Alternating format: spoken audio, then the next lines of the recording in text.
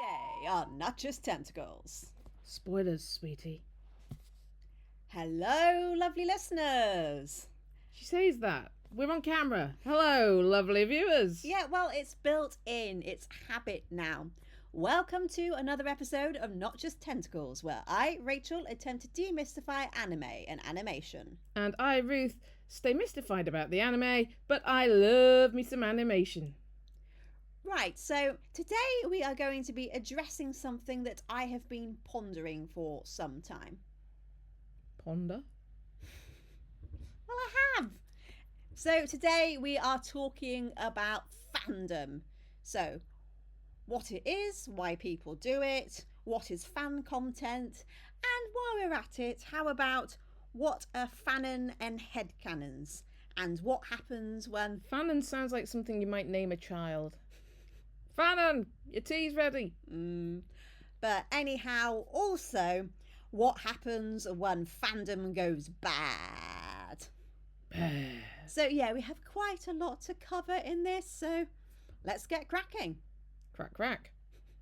Okay, so what's up first? Right, so what is the difference between being a fan and belonging to a fandom? Ooh, being a fan is you like something, right? Yeah.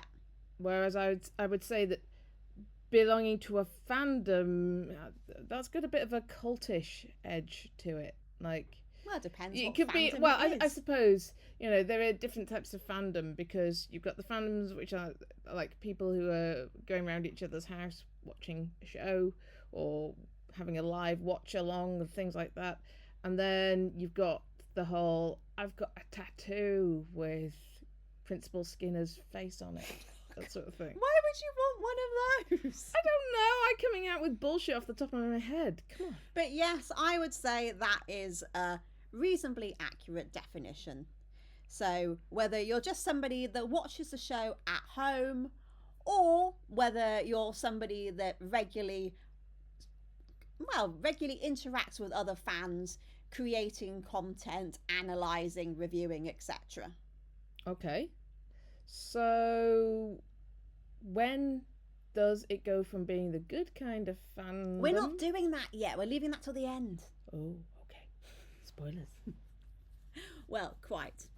So, okay, so fan content is a relatively modern term because it used to be described as fan labour, which, yeah, doesn't sound very pleasant, Sounds does like it? a political party. I know, so they apparently thought it was like a labour of love, but I can't help feeling like that connotation has been lost. Oh, no, because fan content, for me, is anything from writing a story or drawing a picture. You know, like when you were a kid and everybody drew pictures of My Little Pony and He-Man, and they'd show it on the TV if you were really good. Yeah, like, what was it? The Broom Cupboard with Andy Peters. You'll get it sent on there, and then pretty much every kid you knew would see it. Yeah, you're like, yeah, take that. So that was like being a celebrity back in the day. Yeah, before everybody could just do what we're doing and get a laptop and talk bollocks in front of a camera.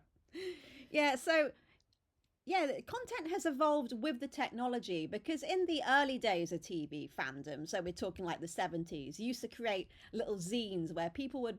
Well, 60s as well. Yeah, people would write in, they'll send letters, or they'll talk about their favourite fandoms, they'll write stories, they'll do art. Like Spockanalia was the name of the first Star Trek scene. And if I can get the editing right, I will show a picture of some very tasty Kirk and Spock art. See, this is the thing I've always wondered. Why was it Spock that everybody became passionate about rather than Strong Kirk? silent type, dear. Strong silent type. Everybody knows that the quiet guy is the interesting one. So when I was a kid back in the 80s? well 80s 90s? 80s stroke Noughties? 90s. So fandom was something that you kind of did with friends, but because the internet didn't exist back then, it was just pretty much a case of sort of like sharing each other's stories, or I don't know, acting something out, Yeah, playing it with your dolls. Oh, God, yeah. Well, not so much playing with your dolls. For me, it was upturning a chair in my mum's hall and putting on a big long scarf and a big floppy hat and a big winter coat, yeah, I was being Doctor Who. Or if I had a cape and a dicky bow, I was John Pertwee as Doctor Who. That sounds so cute. Well, in the early days of the internet, so we are talking, when would this have been? Like 1999, 2000? So you have things like Yahoo groups or message boards. You might have like these role play boards where you could pretend that you're at Hogwarts, make up an identity for yourself, have little adventures and so forth. But it was in the actual noughties that all the stuff that changed fandom forever took off. So we're talking things like DeviantArt, Facebook, archive of our own, all that. So this is where people could share their fan fiction. It wasn't just limited to them and their bestie mates anymore. And it built up whole international communities of fans. So you had people who were really attached to the show Lost for some reason. Don't know why. It's lost on us. Yeah. Yeah. What other shows had big fandoms at that time? Well, slightly later on, this is how the My Little Pony renaissance came about. Oh, the bronies. Yes, exactly. And that is part of the reason, I think, why they have such a huge fandom compared to other better shows. Gem! Because it had like this unexpected fan base of boys and men. So they were quite vocal about their love and support of it. And YouTube allowed people to be able to make fan videos. When did YouTube get created? 2004? Oh, Was it during our relationship? I'm pretty sure it was possibly the second or third year that I was at uni. So we're talking 2005, 2006. Okay, so when we were together. Oh my God, our relationship, our love is as old as YouTube. And that just really just took off. So people were able to make their music videos. They were able to create their own animatics. They would make videos where they talked about shows, but were able to include clips of the shows. And the sky was the limit. Fandom just became the massive money-making scheme that it is now. Actually, no, that sounds a bit cynical because people do love what they do and they just make the most incredible art. And even other things like, say, cosplaying. Oh, love a good cosplay. Yeah, because in the past, I think people just, I don't know, cobbled together what they could find out of this and that, or maybe bought something. But now people make beautiful costumes all by themselves.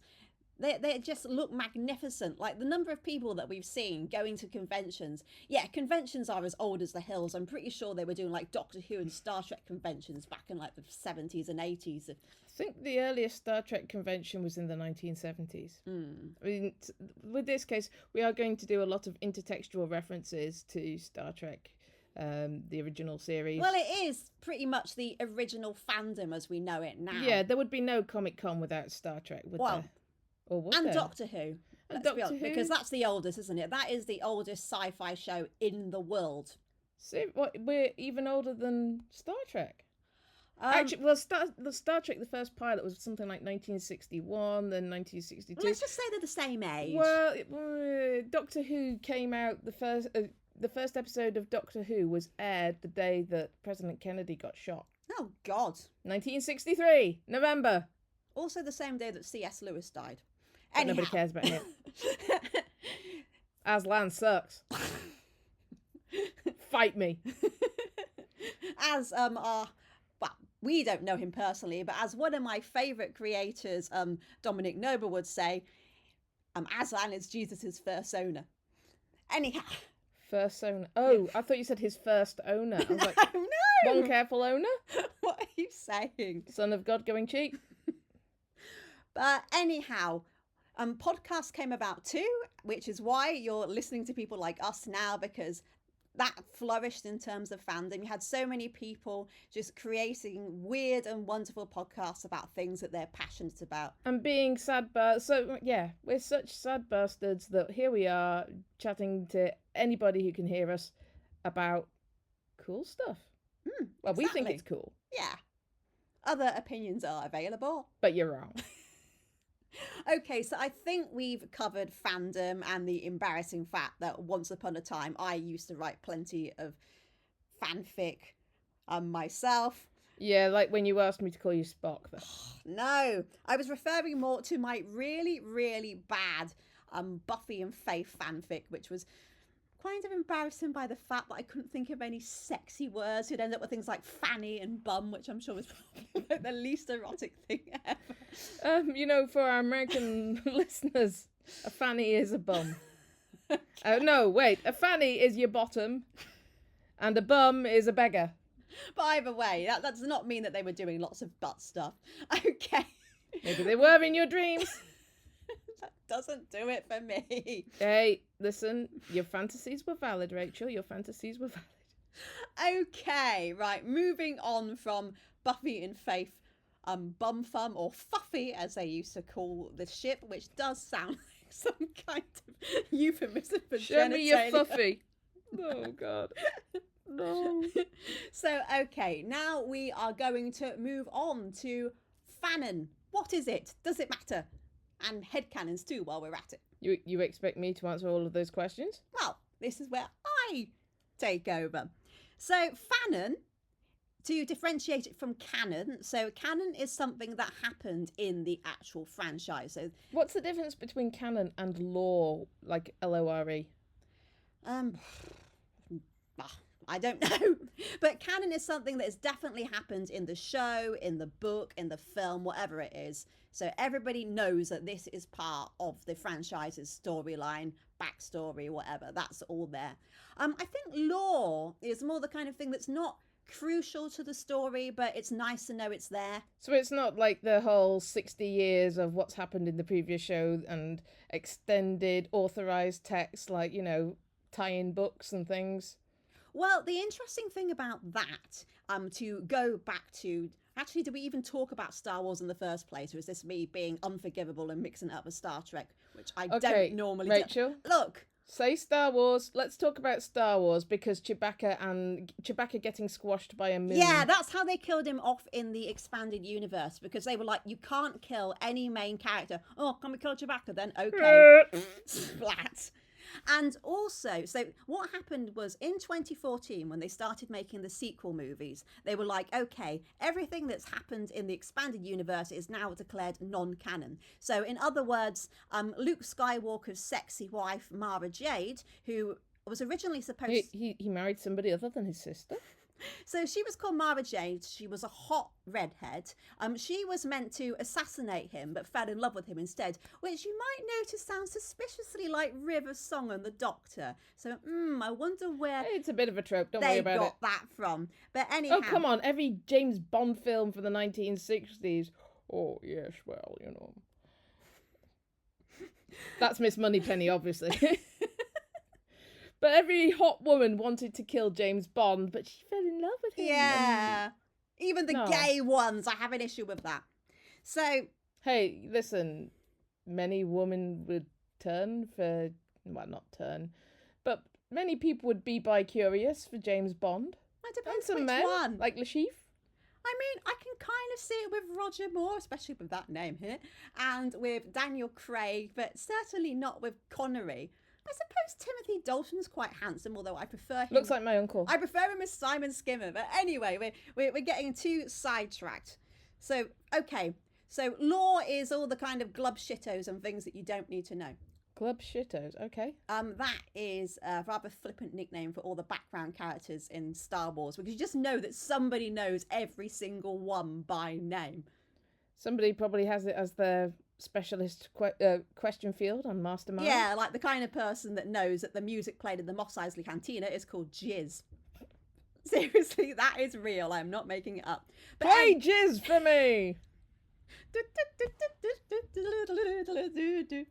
Yeah, even more jizz. So, okay. This is getting a bit of a sticky situation. Right, Fanon. Okay, to get back to what we were initially talking about. So, Fanon is something that is not actually true, or rather has not been confirmed, but people choose to believe that it is for whatever reason. So this might sometimes be hinted at by the creators themselves, but nobody's ever actually said this, but it's... And I have got quite a few Hell of a Boss ones while we're at it. Okay. Because obviously Hell of a Boss being the main fandom that we cover here. And Wow. also because I spend way too much time on Twitter just talking about it, analysing it, etc. So some things that I have noticed that people have said, and these are mainly about the female characters in the show because we've talked about the guys until the cows go home.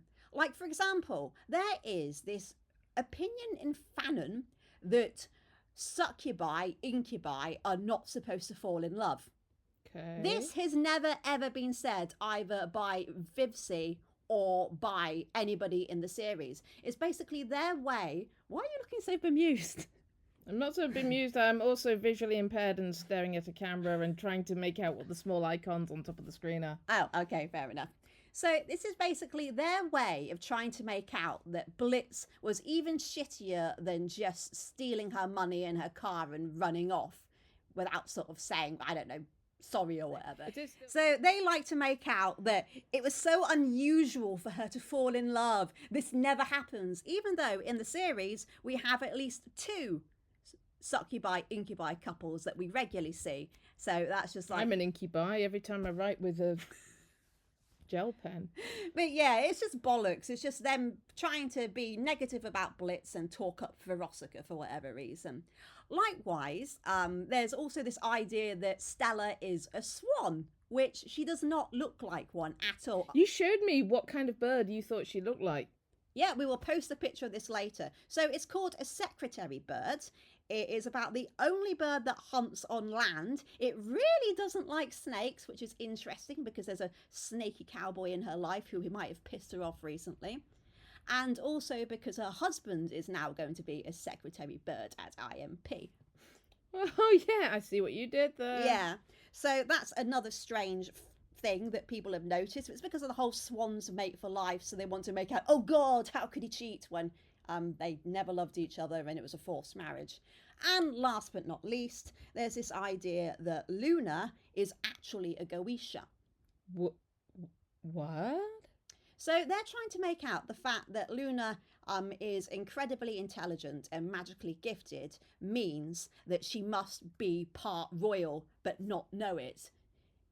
Which, that in itself is a bit of a fiction trope, isn't it? yeah, exactly. It's I'm secret superpower royalty. Yeah, she can't just be an ordinary orphan. She has to have been, I don't know, abandoned as a child or something, stolen, etc. And it also seems like a recreation of what they used to say about Hermione and Harry Potter, the whole, oh, she can't possibly be that gifted at magic on her own. She has to really be a pure blood, even though the whole point was that pure bloods and muggles were meant to be equal, although obviously we know that. Anyway, let's not talk about J.K. Rowling any longer. Right. No more. No. And last but not least, another Helliverse thing, but this will do with has been this time. There was a belief in the fandom that before the main series came out, so this was just based on the seconds glimpse of them in the pilot, that because obviously Valentino is abusive and horrible to Angel, it automatically followed that he would be abusive and horrible to Vox. Although, no, that's not how it works. Because he owns Angel, he feels like he can do anything he likes to him, while Vox is his equal, in fact superior, as in they're both overlords, they're both powerful, and they're both nasty bastards that just like kind of playing with people and each other. So there you go. Okay. I mean, I think there was even a Paranoid DJ song about this because they didn't have Valentino's actual characterization, because the videos and things previously before the show came out made it look like he was like this clever manipulative bully. Well, yeah, Angel sees him like that because he's still in awe of him, etc., still probably a little bit in love with him, while Vox sees him as this annoying himbo that he occasionally fucks. And yeah, he's still ghastly, but that is definitely closer to how he actually is. But he is still just a rapist and general scumbag, as well as being an evil himbo. So those are 2 Fanons that have done the rounds. I mean, obviously that one was just thrown out as soon as we saw the actual series. But people get incredibly attached to their Fanons. So if this is something that somebody's come up with by themselves, that they believe it isn't true, it's a headcanon. While if enough people believe it and spread it around, it becomes a fanon. Yeah, that's right. So roughly what number does it take to become does it take for a headcanon to become a fanon? In fact, give us the numbers, put them in the comments, tweet. The trouble is, this causes confusion sometimes, because you might get somebody coming along that doesn't know that this hasn't been officially confirmed at a convention or just generally, and they might go around saying, oh yeah, this is real. Or when you get the crew, cast, whatever of a show, interacting with people and even just liking something and, that's a cool idea, even though they know it's not true, people would take that as confirmation, saying, oh yeah, she liked it, it must be happening. Doctor Who. Yeah. I'm sorry that we're using references to Doctor Who. It's not anime, it's not animation, but we love it, and there's enough CGI. Well, this is also about fandom generally. Yeah. We didn't say that this was animation only. No. However, Doctor Who. So we had recently had a scene where 2 members of UNIT, which is like the United Nations task force that defends the Earth from extraterrestrial activity. God, that's hard to say. And it's led by Kate Stewart, and she had a little moment where she was holding hands with Colonel Ibrahim, who is this dishy but ever so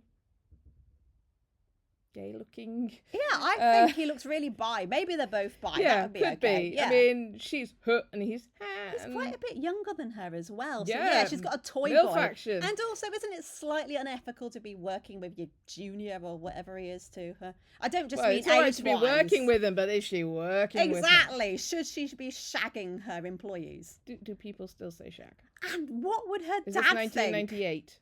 Would the brig himself, would he approve of such goings on? Well, if I were the brig, I would have gone with Liz Shaw, the third Doctor's first companion.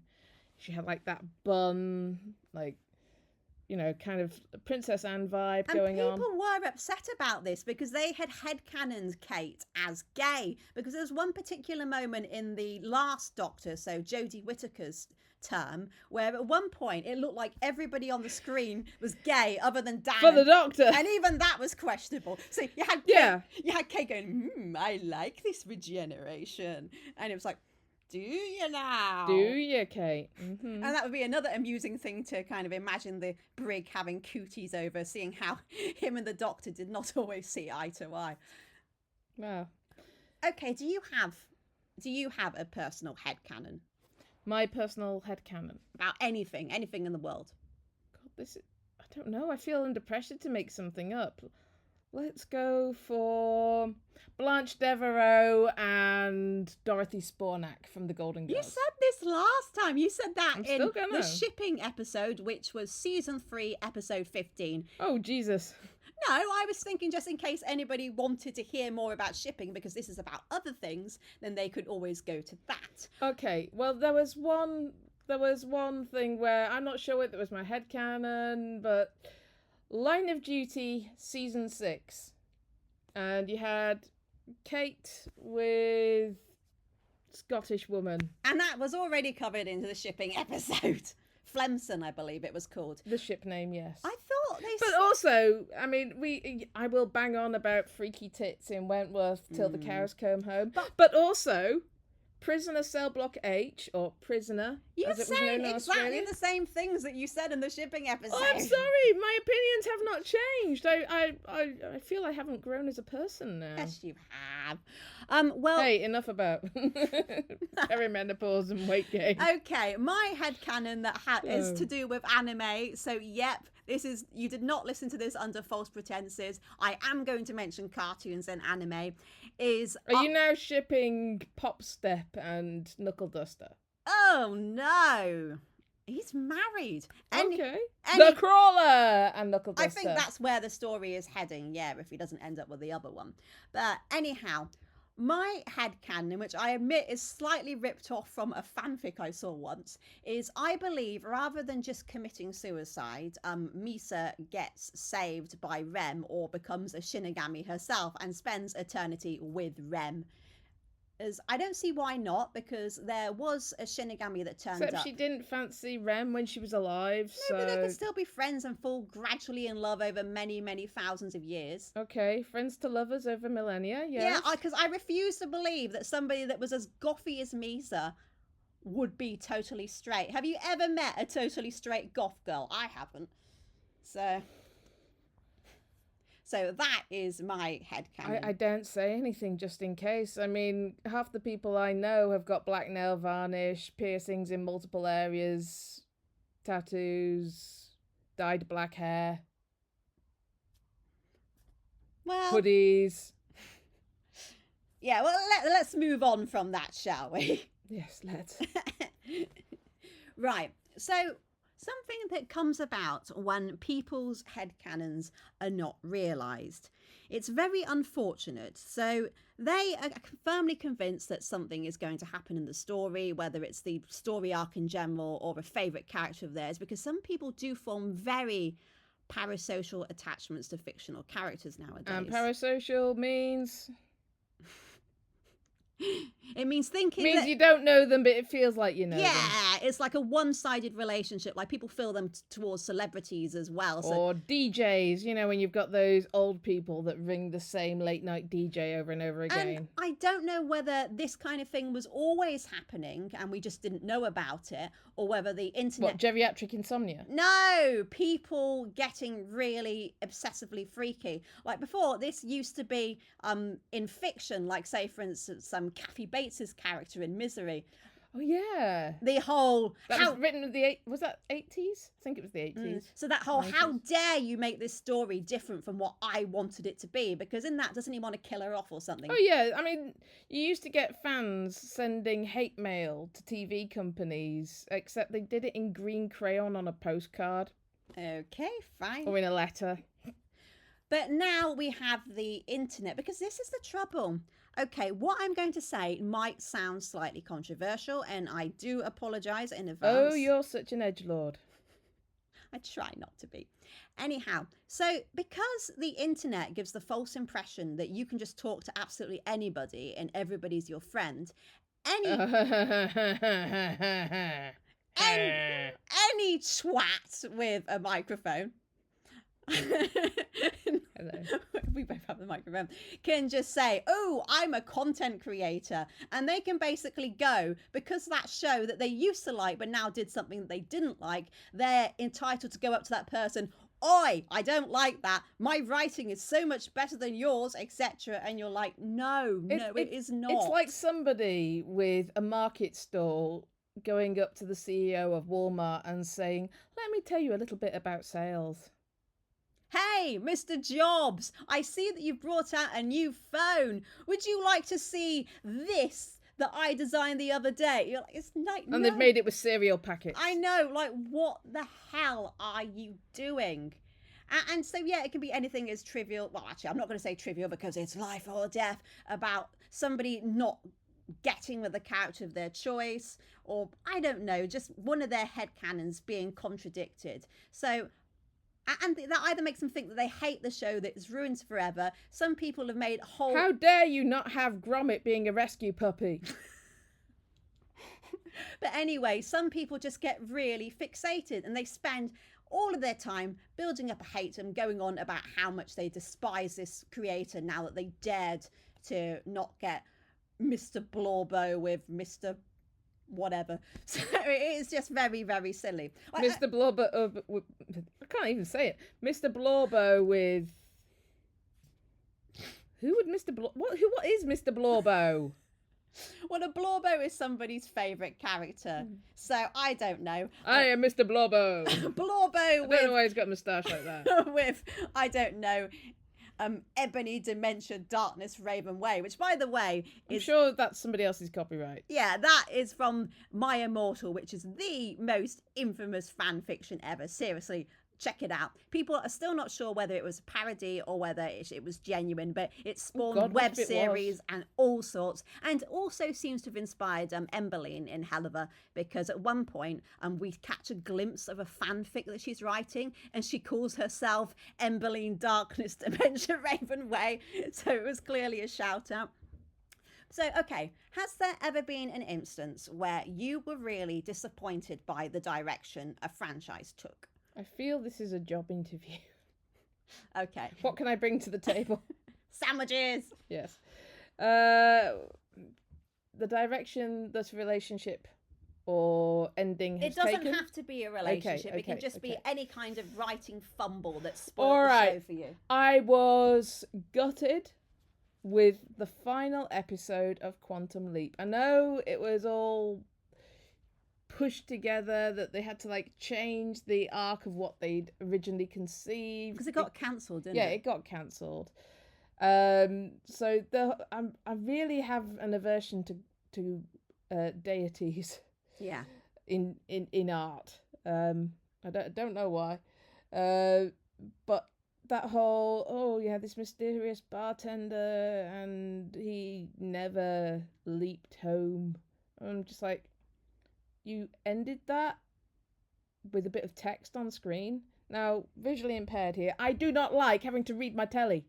Okay? So basically, poor Sam was stuck in limbo. Well, not literal limbo. Leaping. He was on an infinite loop. He was basically like Sonic stuck in that level that I could never get past. Yeah, that's right. Or me trying to get through the phone menu when you're trying to ring the GP. Any others? Ooh, right. Twin Peaks, because I like a good murder mystery, right? Mm-hmm. I want to know who did it. And I'd kind of like lost interest, thought, can't be arsed with this. Went back to watch the final episode. That's probably on me, rather than, on David Lynch and co. But the whole demonic possession thing, I'm like, this never happened in Inspector Morse, Was that because it wasn't like a cameraman or something that got accidentally caught in the mirror? And yeah, he was just a random member of crew, and they made him the main villain at the end of the series. Or am I mixing that up with something else? I don't know. Well, we can look it up later, but I'm sure that's what happened. I remember reading something like that to do with Twin Peaks. Okay. What a bullshit thing. And of course, end of line and line of duty. Like, who is Hitch? Sorry, H, whatever you call him. Yeah. Or her, it. Well, don't spoil it. So you were basically disappointed by who it turned out to be. I was like, that person? What the fuck? I was angry. Okay. I shouldn't be angry over a TV show. I mean, there's enough shitty stuff going on in the world, like security cameras when you're just trying to pay for your stuff in the supermarket, Okay, well, here are my 3. And I will do them in order of, I don't know, outrage. Order of outrage. Oh, yeah, St. Elsewhere. That's my bonus one. St. Elsewhere.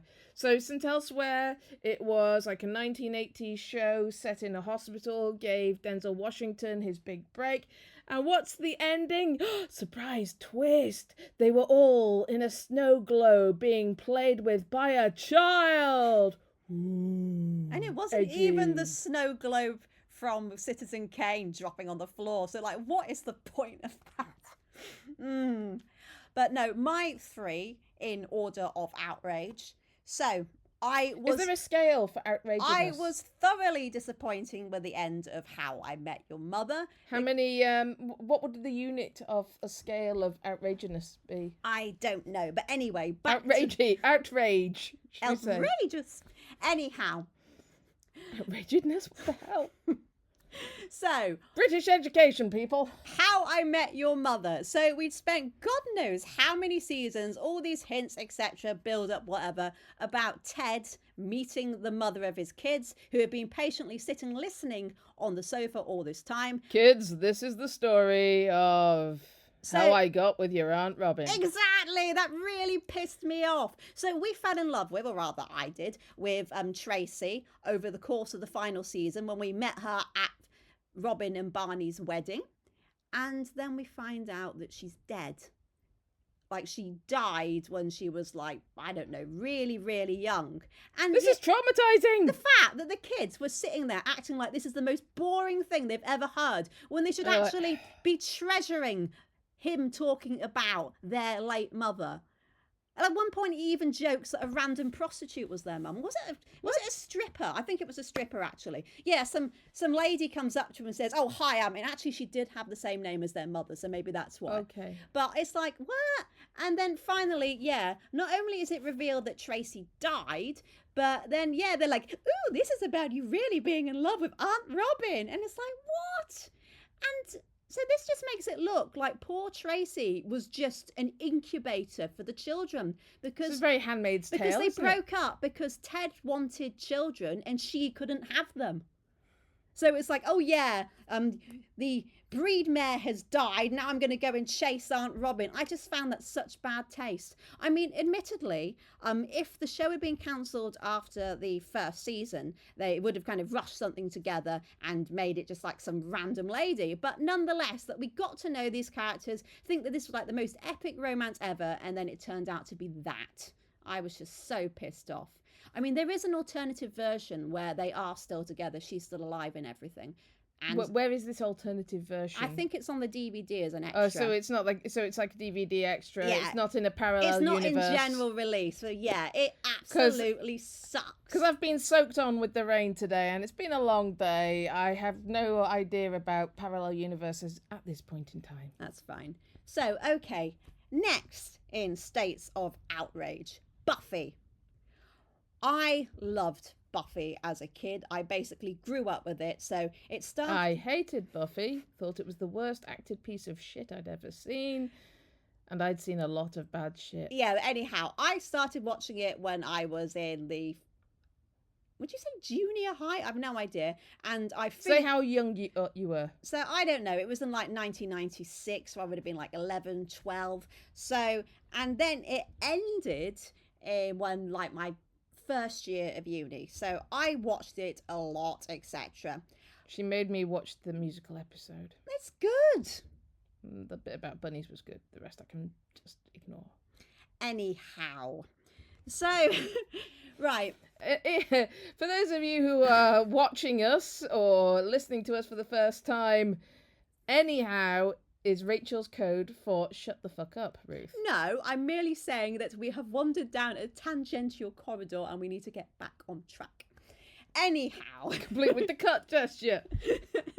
So. Or am I doing Italian puzzling? I feel puzzling? really bad saying this because the person of whom we speak is no longer with us. Just say a name. Right. I've never liked the whole, oh, let's have like a new little sister or new this, new that. But the fact that it just threw everything so out of joint, like you had to shove this in, that Buffy had a little sister all the time and had seen all of these inappropriate happenings with vampires and everything, and that they kept her around even after the character was no longer needed. Because I know everybody whinged about the episode she was introduced, which was when we saw Dracula, but at least that was a bit of camp silly fun. But then it all just jumped the shark humongously when Dawn herself appeared. And then it was really bad because I loved the show so much. I just kept watching to see if it was any better. And okay, there were good episodes after that. So like the aforementioned musical episode, and just little ones here and there. But after that, it was just everybody became progressively more toxic and unpleasant. I couldn't recognize these characters anymore. I didn't like them. Giles kept going. He was the only person I liked throughout the series. And it was just shit, basically. And this is what made me realize I am never going to force myself to watch a show I don't like anymore ever again, because that was painful. Like everybody's clicked off us by now, obviously. And last, in case of outrage, BBC Sherlock. Oh, the one with Cumberbatch. Fucking God. Right. So the first season or two, it was good. I liked it. It was a modern what am I saying? Modern retelling Yeah. of Sir Yeah. Arthur Conan Doyle's classic. Which I adore, yes. I thought Cumberbatch was great. I'm not so keen on Martin Freeman, but never mind. But anyway, they did really good reimaginings of classic stories. And then, obviously, he faked his death. And Yeah, but that happened in the original. I know that happened. I'm fine with that. I'm not disputing that. It was what... You're like, how dare they? Look, I have read every single Sherlock Holmes Actually, story. I know what Hang happens. on, wait. If I remember, there is... those of you in the UK, somewhere floating about on iPlayer is Lucy Worsley's documentary about Arthur Conan Doyle. And we plugged this in the shipping episode as well. Well, because and the relevance to this is... Yeah. When Arthur Conan Doyle killed off Sherlock Holmes in the books, fans lost their shit. They really did. And they wrote in angry letters to the magazine that it was published. Arthur Conan Doyle, he got death threats. People wore black armbands in mourning. Yeah. I mean, admittedly, it wasn't the first time that he tried to cancel Holmes. Like, he did actually only wanted to write A Study in Scarlet. And he was only convinced by some kind of literary agent and Oscar Wilde to carry on with it. Yeah. I mean, that's a good endorsement. Yeah, also out of that same dinner came the picture of Dorian Gray as well. So that was a very productive lunch. That's very good. It looks like we're in a hole. Just as we should say. Yeah, just for the acoustics, we are sitting on the floor. That is an ironing board behind me. In our listed building house. Yeah, which is older than America. 1774? New York. Sorry, I'm doing Not Hamilton. Hamilton, no. But anyway, so sorry about that rabbit hole rubbish. Sorry about the mess. I hated the empty hearse episode where you had so it basically portrayed fans as stupid, delusional weirdos. Like, they really made fun of shippers. It was so uncomfortable. They were basically going, this is what you look like, you're all sad wankers, because they never hid their contempt for the fanfic writers or the shippers or whatever, because they basically thought, ooh, we want this to be a serious show, but instead they just got like a load of fangirls and things, and they didn't like that at all. And that was bad enough, but the worst part of all was when they came up with a completely fictional third Holmes sibling, and she was a psychopath who attacked people. And did you remember that bit when wasn't it the flat bombed or something, and they jumped out with some incredibly cheesy CGI that just looked bollocks. It was just so bad. It's like, at that point, it's stopped being an adaptation. It's just become bullshit. Yeah, they weren't even adapting the stories anymore. It was just something that had clearly been pulled out of somebody's arse. It was just horrid. And every queer person in the show was a psycho. I hated that. I don't understand why Mark Gatiss agreed to that. It was just like, what are you doing? So it was a horrible mess. Yeah. But the thing is, I was balancing the laptop on that. The thing is, even though we were and are horrified by these developments, we might have made a few angry tweets about them or had private rants about them over the years. I'll give you a private rant. But we have never gone, I'm going to destroy Stephen Moffat or whoever it was that wrote How I Met Your Mother, or, well, I don't think Joss Whedon needs my help in having his reputation ruined, quite honestly. Oh gosh, he's been cancelled more than my Netflix subscription. Yep.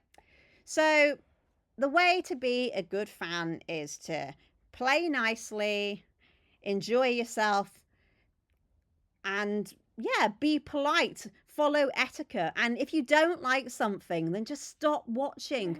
Life's too short to bitch about it on the internet. Look, because this is not a test. You're not at school. Nobody's making you read, I don't know, Lord of the Flies or something. Oh, here we go, Buffy Spark Notes.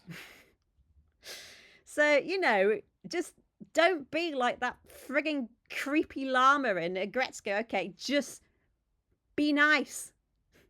Yeah, be nice. Okay. Life's too short to be a dick. And I can't help feeling that this episode is going to be humongously long. So let's hope it still fits on my laptop. So shall we say good night to one and all? Well, it's nearly dark, so yes, soon we'll need the infrared. Okay, love you guys. Love you. Bye. Thanks for listening or watching. If you've enjoyed this show, you can follow us on social media. We're on that there X at Tentacles Not. That's at Tentacles Not. Rachel is pretending to be a ball. Bye.